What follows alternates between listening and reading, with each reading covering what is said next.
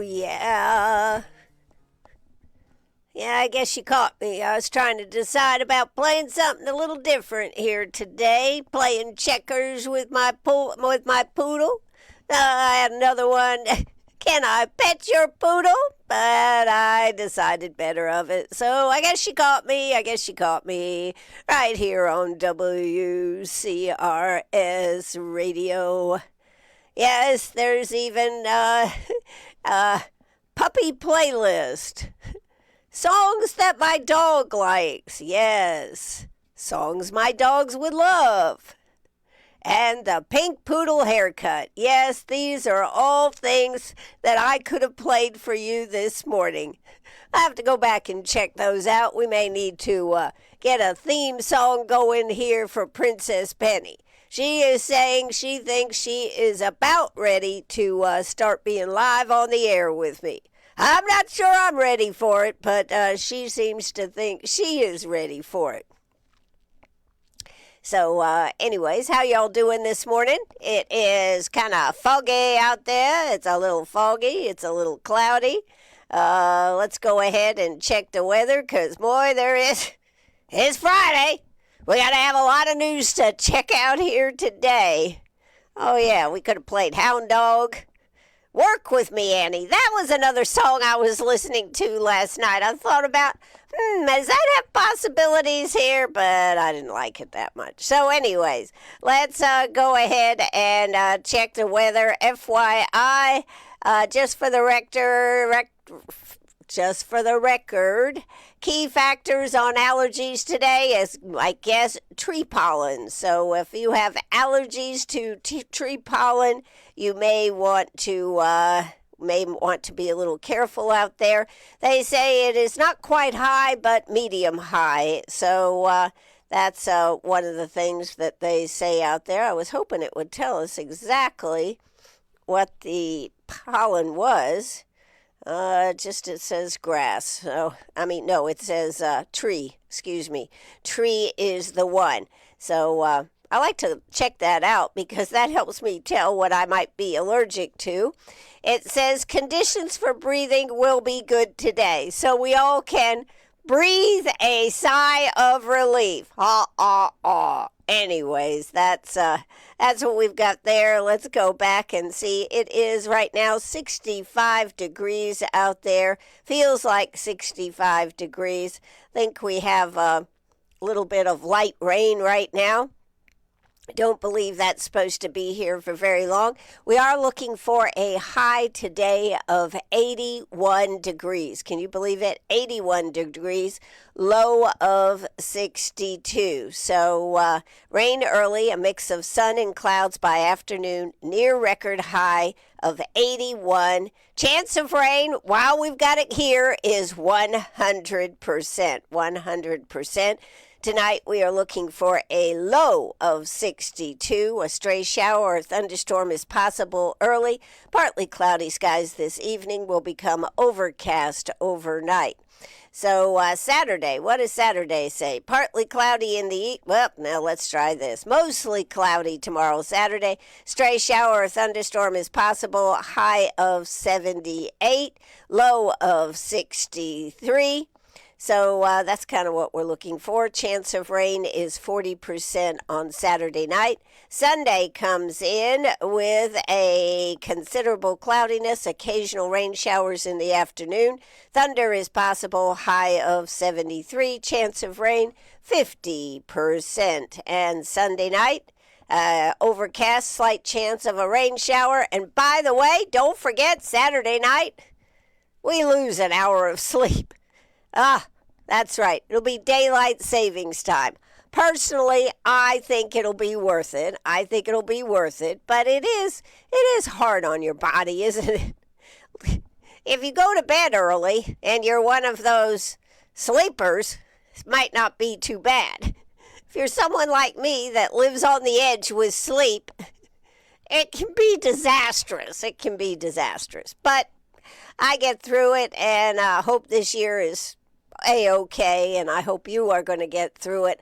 I like the fact we have more light in the evening. It certainly makes it more enjoyable to be out there with Penny. Last night I was out with the flashlight throwing the frisbee. It's dark out there. I throw the frisbee and try to catch it as it's flying through the air. Penny looks for it, and then she goes attacking after it. It's pretty interesting. It's called nighttime frisbee. And somebody's going to say, Ann, why don't you get one that lights up? I should. Except Penny goes through these things like crazy. So, I don't care how tough you get it. They go, oh, there's no way this dog's going to eat through it. She just keeps gnawing at it till she gets there. She has an amazing ability to eat through the, I like those lightweight ones. They are easier for her to carry. The Nerf type ones, we like those. So I guess that's just part of it. But anyways, that's the weather. That's daylight savings time comes Saturday night. So expect to be a little tired on Sunday. Better set your alarm clocks. If you normally are able to get up and you can't get up, oh well. You better be, if you need some place to go, you better set 2 alarm clocks. That's what I'll be doing. All right, well, what else do we have going on in the world? Well. Let's see. The unemployment numbers came in, and they're not as good as they should be, folks. They're just not as good as they should be. I think they lost, 92,000 jobs? Is that... Why is my news not coming up here today? I have these things all ready to go. 92,000 jobs were lost. So that's kind of what we're looking at here. Well, I guess we did lose it. All right, 92,000 jobs, down from 126,000 plus last month, down 92,000, I believe it is this month. So that's part of it. Corey, and so then to go into the Kristi Noem story. Well, this blog Ben said about Corey Lewandowski. And, of course, you maybe remember in Trump's first term, Corey Lewandowski was a big plus for President Trump. He was out there as a positive speaker. And I guess when he was out there traveling around helping the president win, he and Kristi Noem, I guess, that's what they say, kind of got together and started having their own private parties. Well, Corey Lewandowski, after the ouster of Kristi Noem as DHS secretary, is saying that he is going to resign. How White House officials said they assume he will be swiftly out of power as soon as Mullen assumes command later this month. So, big shakeup in the Trump administration. I think that would be the biggest way to say it. All those commercials. I used to think to myself, wow, these are great for going out, riding her horse and looking so beautiful and yada, yada. I used to like her commercials. I'm going to wind back a little bit. I used to like her commercials as governor, of South Dakota, I think, where she would do these, we need people, we need anybody, and she'd do the carpenter, the plumbing. She was doing all these little creative little commercials. I thought they were really fun. And I guess she thought she was supposed to continue being a star of the TV commercials, because she definitely continued it and ramped it up to the tune of $200 million. I think her undoing this is what they're saying. Her undoing was saying that President Trump had approved 200 million, not 1,000, what was it, 200 million, that had, how much was it? Yes, 200. She had really kind of gone over the edge by this $200 million advertising campaign. Some of the talkers out there were talking about being at every airport and seeing Kristi Noem across the screen. But you know what the funny thing is? I don't remember anybody saying anything until John Kennedy had the tenacity to say, what can you tell us about your advertising campaign? And why is it so much? How much are you spending? And of course she told him, and he goes, you mean you're spending $200 million with you going out there on a horse? Yeah.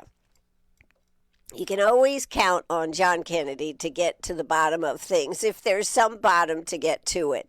And when she said that President Trump had put this forth as being okay, and yes, he was aware of the budget, I guess that was her undoing. She might have gone a wee bit too far. So she was removed this week as Secretary of Homeland Security after a series of controversies, including the criticism over immigration operations and a $200 million advertising campaign. President Trump has nominated Oklahoma Senator Markwayne Mullin to replace her. Noam will instead move into her new role. Yeah, where do you get this new role? As Special Envoy for a Western Hemisphere Security Initiative. And what the heck is that? What the heck is that? Another person that is in his cabinet that we never see anymore. And I just wonder if the same thing is going to happen to Kristi Noem. Tulsi Gabbard. Has anybody heard anything about Tulsi Gabbard? I don't think so. And I just was curious. I'm going to try to look up something on Tulsi Gabbard because that just popped into my brain. But what do you think about the fact that our government was spending $200 million on an advertising campaign to get immigrants to illegals to turn around and go back from whence you came? They said actually pretty successful in getting people to self-deport. I don't remember the numbers now, but pretty successful. But what do you think do you think government agencies should be spending that kind of money on messaging campaigns? Do you think $200 million to get people, illegals, to get the heck out of the country should be spent? Do you believe that the Department of Homeland Security is handling border and immigration policy effective? I mean, you know what? Those are real questions. If you talk to Tim Walz, he'd be telling you, heck no. Of course, that was out in Minnesota. There have been a lot of issues since she took over. But now she has been moved out of that role. So what do you think? 864-332-9355, 864-332-9355. Do you have any opinions about it, or do you say, and what the heck, we don't care? Money's already spent, so what are we going to do about it? Well, that's kind of a question, isn't it? The war rages on over in Iran. They are talking about it being a wee bit longer than what they thought. President Trump says he wants to be involved in the picking of the new leader. Evidently, he had some people in mind, but they're gone. They got killed. Someone was talking yesterday, and I think this is a very true statement. Israel and America should stay on the same side because Israel is more crafty, more capable than any country out there. Their Mossad can infiltrate anything. They knew part of the reason, I guess, this is what they're saying, part of the reason President Trump decided to go ahead and go in is because Israel knew that 40 or so leaders were going to be there, and they knew where they were going to be, and so it seemed like a good idea. Some people are already calling for this war to end, and, it hasn't even been a week. I guess late Saturday night will be 1 week that this has been going on. A lot of progress has been made on it. Also, some of our allies are starting to come on board. I think I saw a headline that England has decided to send some of their air power to work with the U.S. and Israel, and other countries are coming up on board too. And the Kurds fighting on the ground have been becoming quite effective. That's just a little roundup. This is going to go on for, I hope, not that long. They're saying 4 or 5 weeks, maybe a little longer, but that really would be a short-term war if that if that's how it ends up. So that's on the international scene. Kristi Noem is out, but she's not really out. She's got another job. She is just being moved, and now they're saying that they want her salary. The Democrats are, and are they still holding? I think so. Anyways, we'll talk about that. But let's just see what Tulsi Gabbard is up to. She, of course, was working, and it was odd that we never saw her during any of the things that have been going on. She is deep, I guess, in trying to get to the bottom of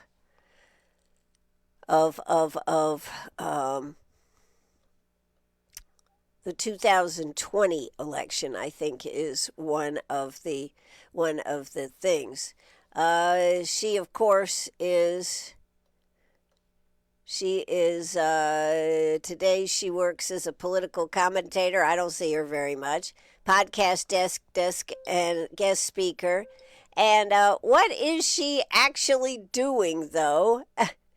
Why have we not seen her? Maybe that's a better question. Why have we not seen her? She's still got a job, but why have we not seen her? She seems to have gotten under the president's, on the president's bad side, and she never speaks. They're talking about she was,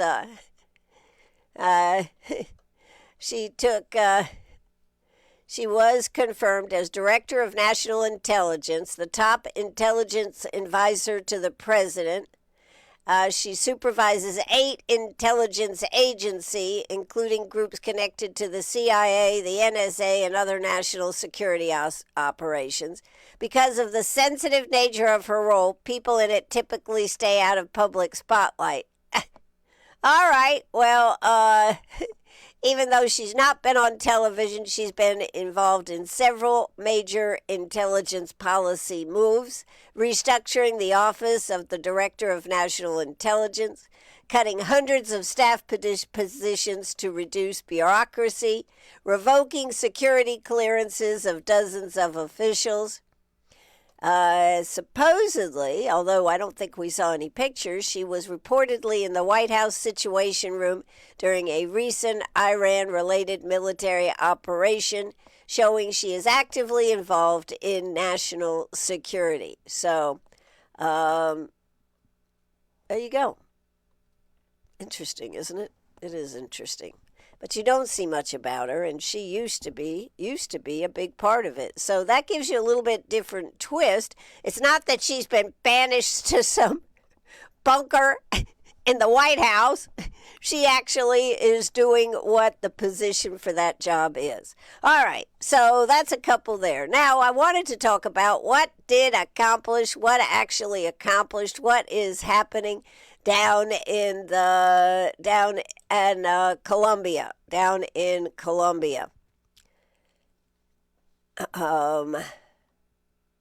Well, South Carolina House has voted to name roads after Charlie Kirk and Donald Trump. This is going to be interesting. Most of the Democrats were against it, and particularly the black Democrats decided they did not want to. They wanted to decry efforts to honor people who have no honor, as the House's longest-serving member put it. Charlie Kirk is, they're going to have the Charlie Kirk Memorial Highway. A portion of Highway 76 in Lawrence County would become the Charlie Kirk Memorial Highway. and a McCormick County bridge along Highway 378 would be the Charlie Kirk Memorial Bridge. And then another would dub the so far non-existent Interstate 73 through Marlboro, Dixon, Marion, and Horry counties as the President Donald J. Trump Highway. You know, that's like a highway to nowhere. We're going to name a highway after President Trump, even though we haven't built the thing. It's not ever, who knows if it's ever even going to get built. I wonder if they think, if they name a highway after it, if Donald Trump will say, yeah, we'll get that done. Send some money down there. I need that that highway named for me. I have no idea, but that is kind of funny, isn't it? They're naming a non-existent highway after Donald Trump. Does anybody see the angst in that? The Democrats down there in the State House are all upset about it, but the highway doesn't even exist. And what would it mean if they said, President Trump, what if McMaster called him and goes, President Trump, the legislature just named this road after you. And President Trump goes, oh, well, that's really nice, thank you. The problem, President Trump, is the road doesn't exist. What do you mean the road doesn't exist? Well, it's a dream. It's I Have a Dream Road. Yes, there you go. I Have a Dream Road. Here we go. And the president says, how much will that road cost? Well, we've got several estimates. Well, give me your best figure and send it up here. Let me see if I can get you some national money for that. And all of a sudden, South Carolina has the so far non-existent Interstate 73 through Marlboro, Dillon, Marion, and Horry counties, the President Donald J. Trump Highway. What do you think? Yeah. That's one way to get things done. Now, the other two, for Charlie Kirk, a portion of Highway 76 in Lawrence County would become the Charlie Kirk Memorial Highway, and a McCormick County bridge along Highway 378 would be the Charlie Kirk Memorial Bridge. Those already exist. What I found it was interesting is Representative Gilda Cobb Hunter, the longest-serving member of the House, took issue with all three, causing a rare debate on road naming that is usually just a routine process. This is what she said.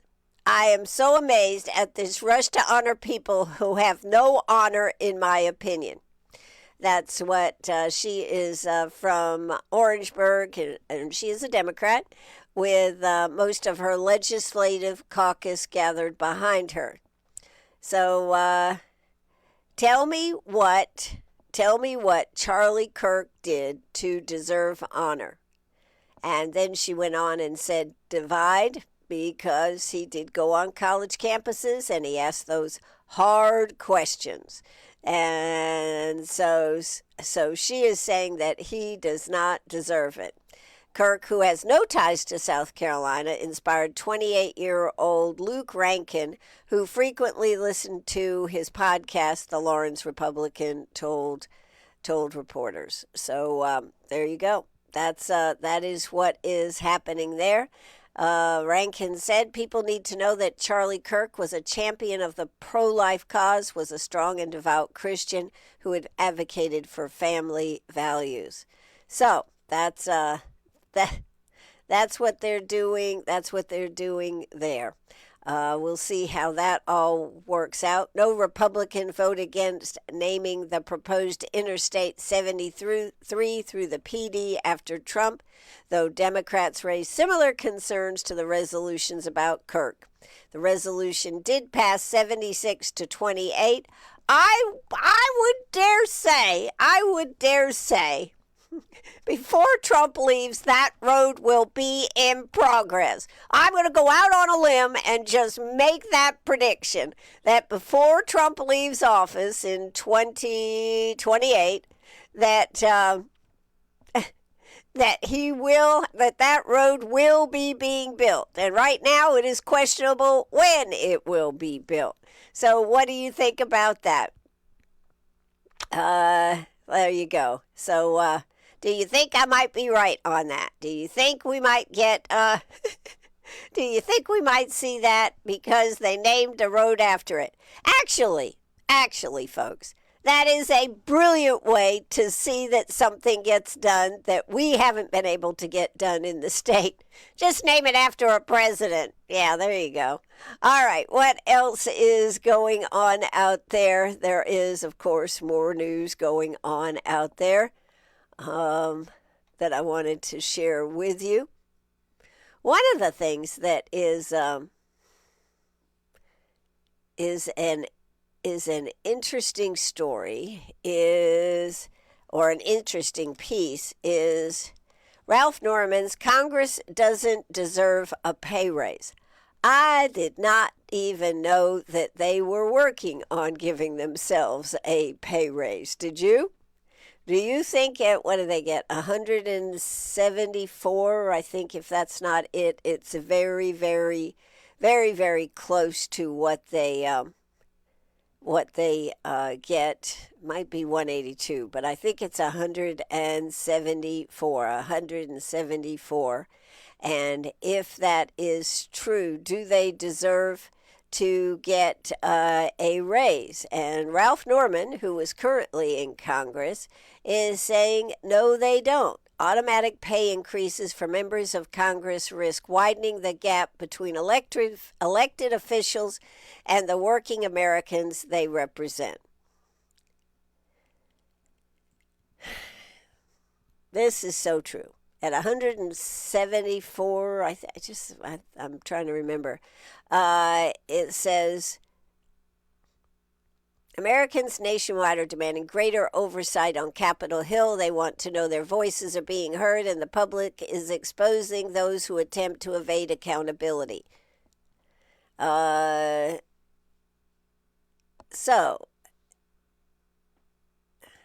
Ralph Norman says, this is exactly why I introduced H.R. 7628 legislation to eliminate automatic pay raises for members of Congress and return transparency to Washington.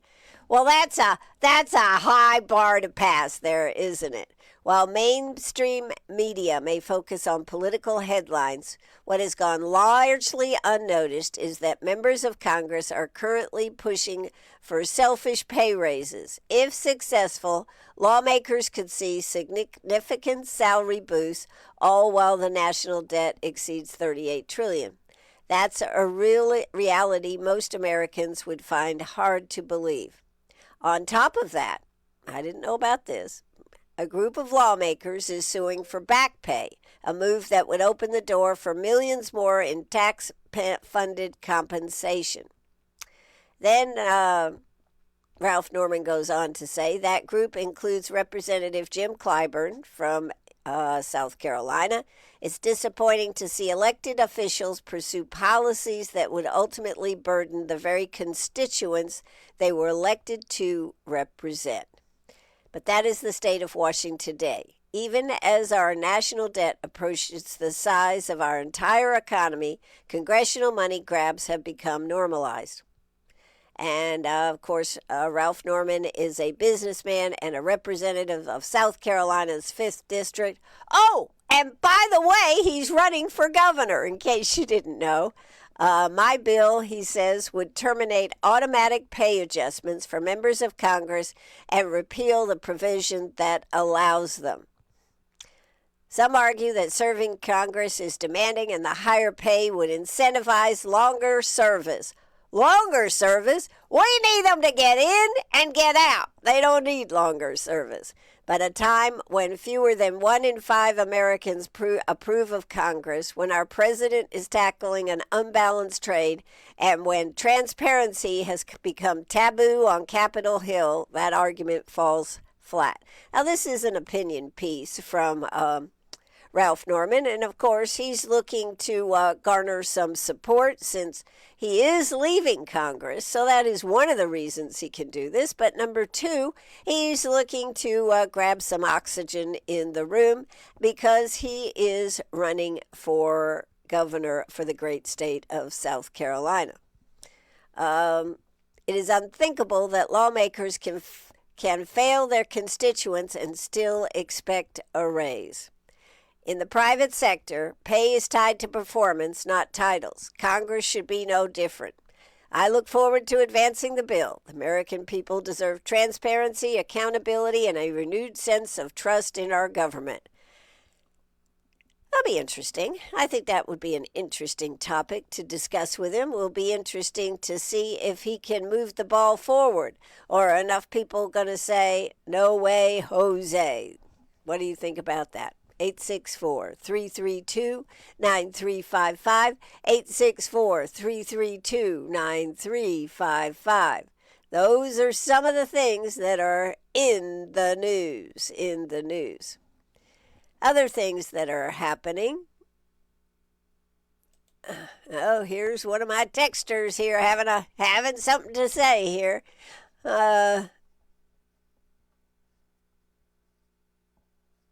Well, I was thinking about this. My Supremo texter here this morning, maybe I'm thinking a little outside of the box here, but the commercials for the illegal immigrants and deportation, should they not have been done in Spanish to reach a more targeted audience? I guess that's part of the problem. We don't actually know. Did they actually do some of them in Spanish? And the real question is, if we go back to Kristi Noem for a second, if you ever watch Fox News, Kristi Noem was always riding that horse through the vista, wasn't she?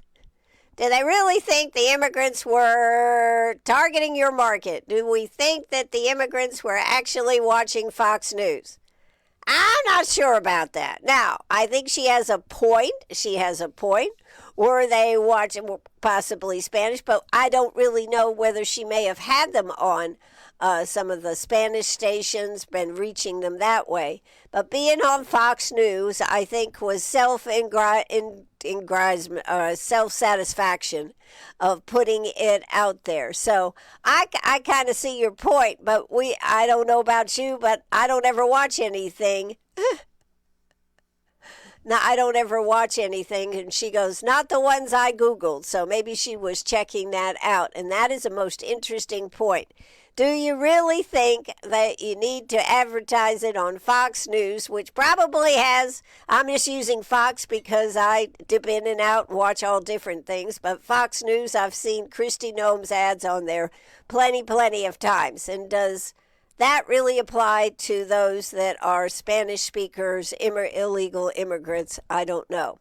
The bottom line is somebody else said they saw them in the airports. Is that another place where you're going to find immigrants unless they're already made the decision to leave? Yes, I don't know. But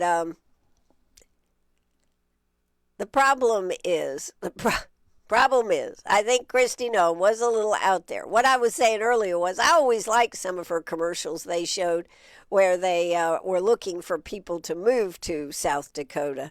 But $200 million, I think that's a little out there. Plus, I understand it was people in the advertising business that she knew that got the contracts, which could be a problem too. All right, anybody else got any questions or comments here this morning? 864-332-9355. Someone just said to me, why do you bring up these issues, Ann? You know why? Because they're important. They're important to the overall basis of our whole country. And there is no way that I can cover all the news. So I do try to pick out some of the things maybe that are a little different. It's like the Ralph Norman. I didn't know that Congress was trying to get themselves a pay raise. Did you? No, I didn't know that. So I think from that standpoint, it's rather interesting to see what they are doing, and it's not a issue that comes up, does it? It's not an issue that they say, look at me, this is one we want to talk about. So from that standpoint, I think it's pretty cool to be able to bring up things that you may not be aware of, That article, by the way, that opinion piece, that was an opinion piece from Ralph Norman, was on Fitz News. So I like Fitz News because you find out a lot of different things. And of course, like anything, somebody says, well, you can't trust them. You know what? You have to be able to make up your own mind on all of these issues. That is for sure. So let's go ahead and look at what's going on over here. Then we're going to flip over and see what else is going on.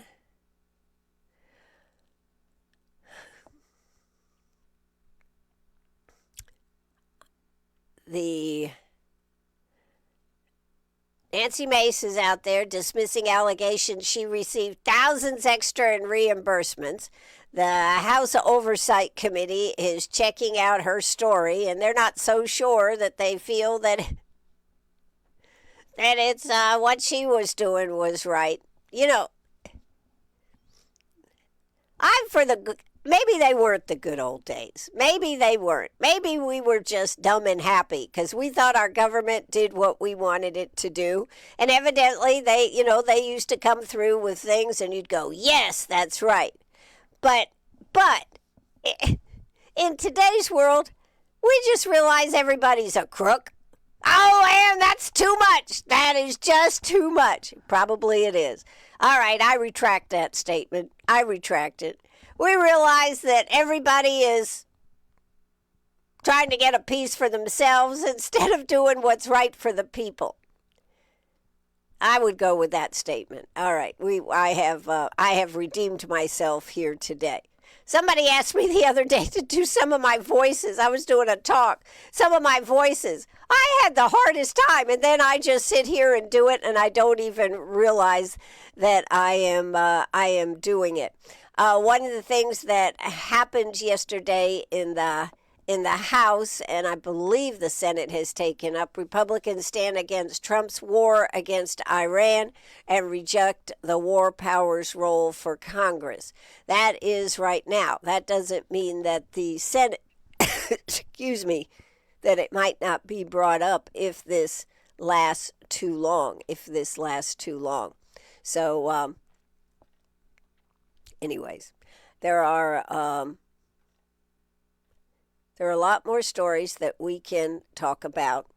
The one that really hurts my heart is to see the Supreme Court race where John Few stepped down in order to keep Jay Lucas from ascending to the Supreme Court. I don't know if anybody else sees the ridiculousness of this, but to me that is one of the biggest stories, and I really find it abhorrent that, number one, that we can have a Supreme Court judge that all of a sudden can be up for, quote, re-election, and if somebody else comes along that the legislature likes better, that they can vote this guy out and vote somebody new in. I'm not sure. And how do you determine? If you determine that their record or that they're a horrible judge, I thought judges were supposed to be set aside from everything else. So that is one of the things that is being worked on, is how they are going to do this.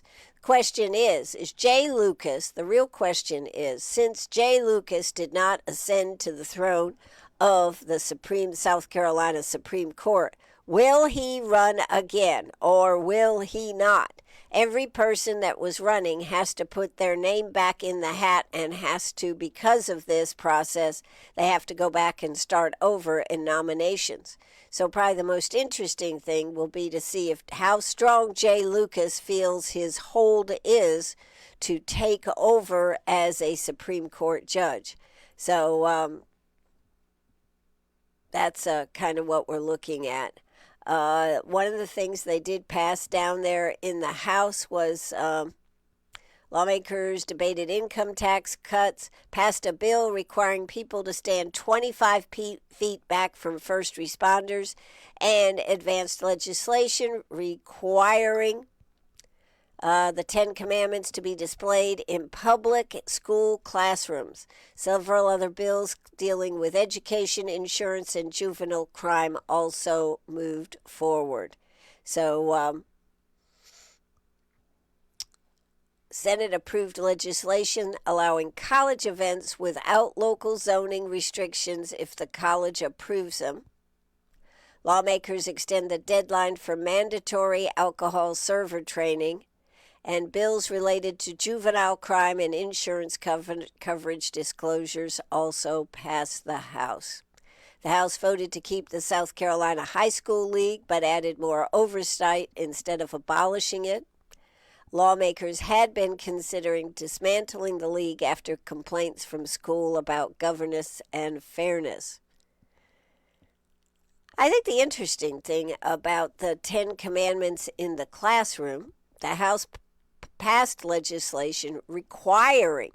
I was talking to one legislator this week, and he goes, no, Ann, it's may. And I said, no, I think it's required. And I went back and sent him the part of the bill where it said required, and this legislature was not for it being required. He said he totally misread the bill. And because when he was going to vote for it, it was required, was may, and then it got changed to required.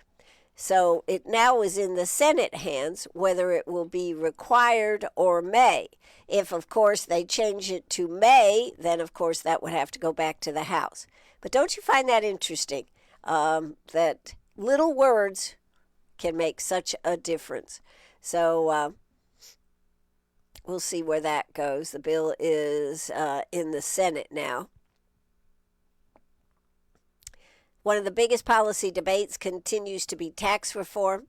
The Senate passed version H4216, a bill to lower the state's top income tax rate. The Senate amendment would reduce the top rate to 5.21%, changing the House version and sending it back for further negotiations. House leaders are also working on a tax conformity legislation tied to federal tax changes, which could cost roughly $288 million in the short term. See, I really don't agree with they've done a 1 year on the big beautiful bill that South Carolina will mirror what the federal government does. What they really want to do is be totally independent from what the federal government does. I don't know. I think taxes should be easy for all, and for years we have used that as a way to do things. That's just a few of the things that are out there. I, of course, am going to talk now about, let's see, I hope I am. Let's see if there's a article about that.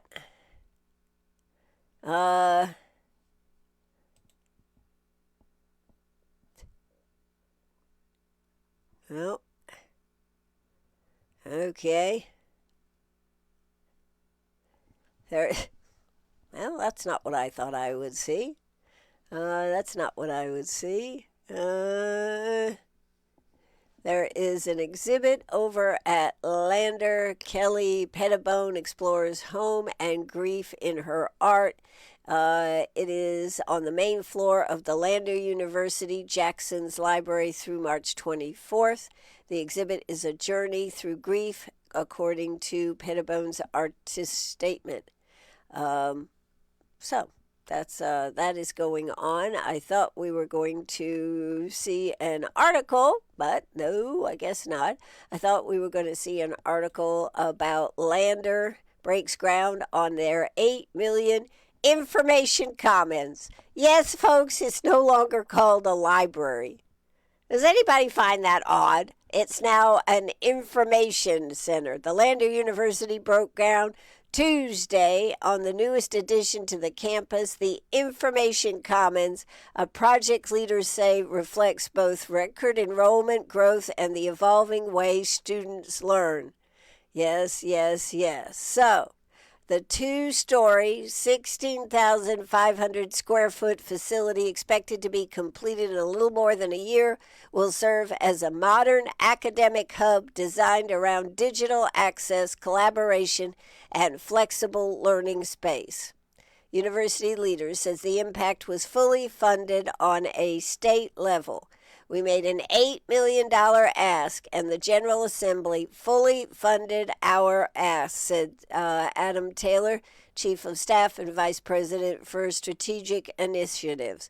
We're very excited to be along, how far along they are in this process. So that is a big deal. They have really been working over there at Lander. Lots of changes coming.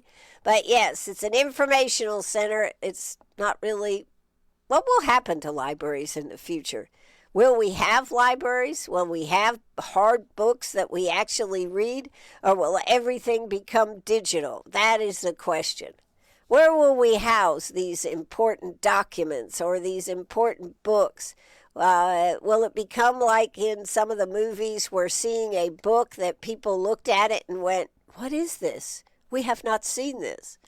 What will happen? What will happen? And I think that's an interesting.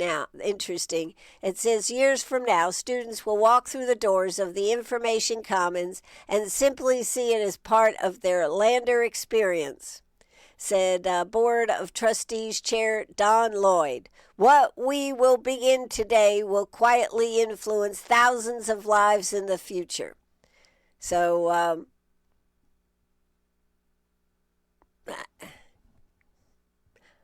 I don't know. We've gone from card files that now at the library are now being used for seeds. What will the future hold on these things? Will there be a time where you and I are just going to become not necessary in this world because things will have passed way beyond us? Is that when you know it's time to check out? I've often said that's when you know it's time to check out. Oh my God, there's Christy Nome going across with the buffalo out there riding across the plains on TV. All right, anyways, is there going to be a time where you and I both say to ourselves, this world has bypassed us? I think so. When they no longer have libraries, although I do not go to the library very often, it is comforting to know that there is a place in your community where information is stored and you can get it. Well, why do you need a library, a physical place, when you can just get it online? I don't know. Why do we need that? Libraries are constantly now reinventing themselves and becoming certainly more friendly to groups and everything. So that's pretty much what I got going on today. I do want to share with you some of the things that are going on in our community this week. There is, and I also want to tell you, if you are interested in politics, Monday evening, Mark Lynch will be at the Republican meeting, 6 o'clock at the courthouse. He is a candidate for Lindsey Graham's office. So I'll be interested to see what he has to say. I think he's got a very tough road. The long and winding road of politics. Yes, I think he's got a pretty tough road, but he thinks he has a good opportunity. He is the owner of Mark Lynch retail businesses in Greenville. He is from Greenville. So that should be an interesting to hear what he has to say. We are trying to see if we can't get an interview with him for Monday while he is here in town. So that's one of the things going on. Also, they're doing goat snuggles at the Beth Dara hosts goat snuggling session at her family farm at 3032 McCormick Highway. That is spending time on the farm cuddling Nigerian dwarf baby goats. There are 28 of them in her herd, limited 45-minute sessions, and the cost is $25. I find that a hoot. I do. I find that a hoot. I think it's a great idea, but why? Why do people find this something to do? They can't even take pictures if you want. So there you go. That's one event that's going on. Saturday, celebrate Omega Phi Psi Atlanta University with the 50th anniversary exhibit and part of the fraternity's homecoming weekend. The exhibit is at the Museum of Greenwood, right there in uptown Greenwood. So that's pretty cool. And also Harbor Lights in 96 is hosting its first chili cook-off. Friendly competition to see who is the top contender for chili. Might be a little warm for it, but what the heck. Yesterday afternoon, we did have an excellent interview with Diane from Keep Greenwood Beautiful. The lake cleanup is coming next Saturday, so we talked a lot about that, and I hope that you're going to sign up for that. We talked about all the problems that our community has with litter and how if we all would just get involved, what a difference could make. We also need to change the culture of thought about litter. So, I found this interesting. This will be next Wednesday on March 11th. They're having a girls' night out at Par 3 West, Wednesdays at 6 p.m. It says, grab your girlfriends and join us on Wednesday nights beginning March 11th for a weekly game where skill is not required and fun is the goal. So $20 to walk the nine holes over there, $5 for the prize pot. Everyone tees off at 6:30 p.m. So that's ladies' night at Par 3. Of course, I went out there. They really are doing some cool things out there. That is a cool way to be able to get 9 holes of golf very quickly. It is a short course. It's at 122 Salick Road, and I think it's pretty cool. So check that out. They also are having a lunch and learn on March 25th with Cornerstone, over-the-counter drugs of abuse. Just because a drug is over the counter does not mean it is completely safe. So that'll be Wednesday, March 25th, 12 noon at Cornerstone at their River Street campus. This is a little bit in the future, but this is a good one. Sally Kaufman's Walk to Fight Hunger, April 25th at the J.F. May Complex. Registration begins at 7:30 a.m. Walk begins at 8. And that is, of course, with the food bank of the Lakelands. And let's see, what else did I have that I wanted to make sure that you know about?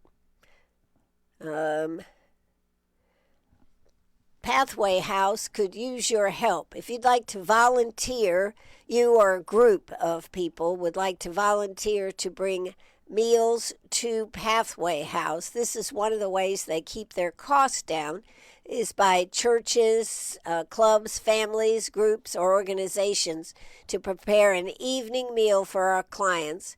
And you can go to Pathway's website to find out more about it. But people sign up and do this, and it is a way that they have been able to keep their costs lower by having other people make the meals. It's been a really cool thing. Now, I did see this come. Where's your voice, Ann? Kai Pai of Tokyo is coming soon to the former building of Buffalo Grill, and that'll be in the Greer building on the first floor. That is just, it says closed today, coming soon. Kai Pai of Tokyo. Well, at least it's not Mexican, so maybe there's hope. Maybe there's hope. So we'll have to find out more about that, but it says that is coming. I expect you'll see some activity over there. By the way, have you noticed that Lander University that bought the old Bank of America building has sat empty there for at least 2 or 3 years, maybe longer. Lander bought it 2 or 3 years ago. They actually are moving people into that building and redoing it for offices. Really a fabulous building. I don't know what else they're doing, but I know they do have some offices and they do have that opening. Next week, Monday, actually it's the following week, March 16th, 6 to 7 at the American Veterans Auditorium. Greenwood Gardening. So they're going to be doing vegetable gardening basics. If you've always wanted to do vegetables, then you might want to check this out. It is only an hour. Registration is required, and I believe Stephanie Turner is going to be teaching the class. It'll be led by Stephanie Turner, horticultural agent with the Clemson Cooperative Extension. They do say this is for adults only. Please do not sign up children or teenagers or bring them with you. This is for this event. I think Stephanie really wants to get a lot of information out there and wants to make sure that they're not distractions with children and teenagers. Now, this is an event that I am looking forward to. This is at John De La Howe tomorrow. The South Carolina Governor's School for Agriculture is having Ag Fest there. And so I think this is going to be a great event. It starts like 8:30, 9 o'clock in the morning. And they will be doing everything from the rabbit show is today, but they've got dairy cattle, dairy goats, breeding goats, beef cattle, poultry, swine show. They are going all out on this event, and they'd really like you to come, and they'd love for you to bring a chair, and I think they're going to have food trucks and whatnot there. Really going to have a big time down there. I'm hoping that that's what I get to do tomorrow morning. So I may just put on a show for you tomorrow morning and say, here it goes. Plant sales are coming up all over the place. We'll just have to wait and see if the weather's going to cooperate. Most of them not till April. Also at the YMCA, share the love of reading for the Children's Book Drive. During the month of March, pay 0 joiner fee and only have to pay your regular member fee. That's pretty cool for new members. But here's the thing that I think that they have done, which is so great. Current members donate a new book to receive a bookmark and be entered to win a free gift. So they are actually doing it whether you're already a current member or whether you're considering being a new member. Biggest thing, it has to be a new book, and for children is what they're looking for. Then those books will be used, I believe, in their reading program this summer at the Y. So there's another great thing. Lots of summer camps are already in progress. One of the ones that I thought was kind of interesting, I mean, the Y's going to have them. The Greenwood County Recreation Complex is going to have them. But the Education Center at John De La Howe is going to have one. So there's one that if you have a student that is interested in farming, and it quotes, land management, all those type of things, you might check those out. That's certainly a different type of camp. Of course, Piedmont Tech will be having a lot of their camps. Two things happened in the county this last week that we didn't talk about. Carol Coleman was on the planning and was the person in charge of all the zoning and making sure that all the I's were dotted and the T's were crossed. She has retired, and Brad Cuddle is in the process of retiring. I think his comes up maybe the end of April or the end of May. I don't remember. But he is retiring after spending 30 some years, I think, on staff right here at the county. So I know his position is up for, they are looking for a person to take that over as an employment. I'm not sure about what Carol Coleman's position is doing, whether they have brought somebody in or not.